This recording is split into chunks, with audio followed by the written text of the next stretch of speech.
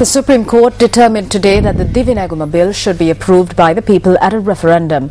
However, the decision also states that a special majority is sufficient to pass the bill if it is in accordance with the amendments proposed by the Supreme Court.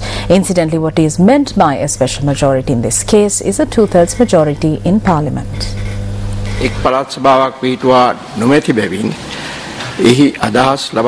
As one of the provincial councils has not been established and thereby its views cannot be obtained, this bill can only be passed through a special majority in Parliament. As Section 5C of this bill violates Article 12 Part 1 of the Constitution, it must be passed through a special majority. Sections 7 and 42 of the bill are not in accordance with Articles 52 Part 2 and 51 Part 1 of the Constitution. It must be passed through a special majority. As Section 8 Part 2 of this bill is in violation of Article 3 of the Constitution, it must be passed by the people through a people's referendum. Nevertheless, if the regional heads of the department are to be appointed by the Cabinet, since this is not in violation Article 3 of the Constitution, the people's referendum is not required for it to pass. Sections 11 and 18 of the bill are in violation of Article 12 of the Constitution and therefore must be passed with a special majority. The Speaker also informed the House of other decisions arrived at by the Supreme Court with regard to the Divi Naguma bill. පනත් කෙටුම්පතේ 14 වෙනි වගන්තිය ආණ්ඩු ක්‍රම ව්‍යවස්ථාවේ 12(1). Section 14 of the bill is in violation of Article 12 Part 1 of the Constitution.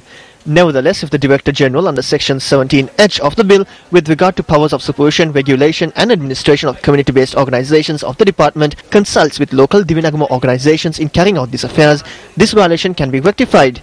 As Section 17K of the bill is in violation of Article 12 Part 1 of the Constitution, under Article 84 Part 2 of the Constitution, it must be passed by a special majority. As Section 19 of the bill is in violation of Article 12 of the Constitution, it must be passed with a special majority under Article 84 Part 2 of the Constitution.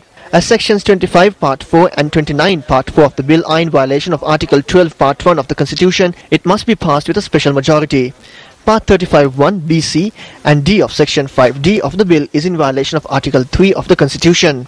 Nevertheless, if the monies and assets mentioned in Part 35(1) B, C and D of the bill are directed to a joint fund and are used for the Divi Naguma fund with the permission of Parliament, then this violation can be rectified. විශේෂ බහුතර ඡන්දයෙන් සම්මත කළ යුතුය. පනත් කෙටුම්පතේ 25(4) සහ 29(4) වැනි වගන්ති. The Speaker of the House also informed the House of the decision arrived at by the Supreme Court with regard to the petition which was filed pertaining to the Appropriation Bill for 2013. The Supreme Court has decided that since a section of the bill is in violation of the Constitution, it too must be passed with a special majority. මෙම පනත් කෙටුම්පතේ 2(1)A වගන්තිය ආණ්ඩු ක්‍රම ව්‍යවස්ථාවේ 148 වන. As Section 2(1)B of this bill is in violation of Article 148 of the Constitution, the Supreme Court has decided that it violates the Constitution. Nevertheless, the Court has decided that if the section is amended to state that prior to the obtaining of loans, the particulars of these loans must be approved in Parliament, then this irregularity can be corrected.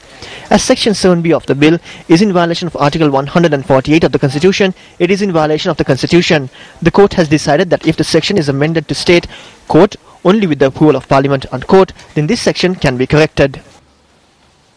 පනත් කෙටුම්පතේ 7(A) වගන්තිය ආණ්ඩු ක්‍රම ව්‍යවස්ථාවේ 148 වෙනි ව්‍යවස්ථාවට පටහැනි බැවින්